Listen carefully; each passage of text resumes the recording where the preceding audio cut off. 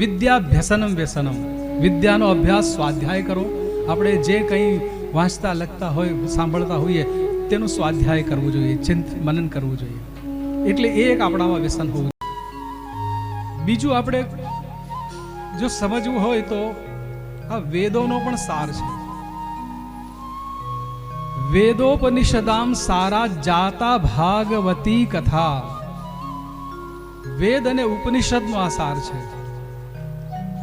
હવે વેદો આપણા માટે સમજવા આગ્રહ છે. આપણી ક્ષમતા જ નથી.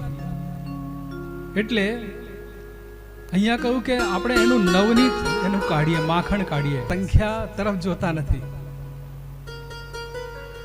કેમ કે સંખ્યાનું મહત્વ અહીંયા નથી. અહીંયા સંખ્યા કરતા પિલ્લર્સનું મહત્વ છે. મકાનમાં ઈંટો કરતા થાંભલાનું મહત્વ વધારે હોય. તો જે થાંભલા જેવા માણસો અહીંયા બધા બેઠા છે.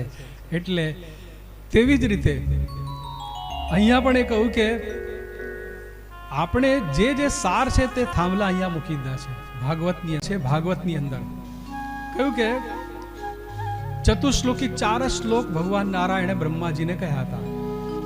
એને ચતુશ્લોકી ભાગવત કહેવાય છે. હવે આ 4 શ્લોકો સમજવા માટે આપણે ઘણી મહેનત કરવી પડે, કારણ કે બધું સૂત્રાત્મક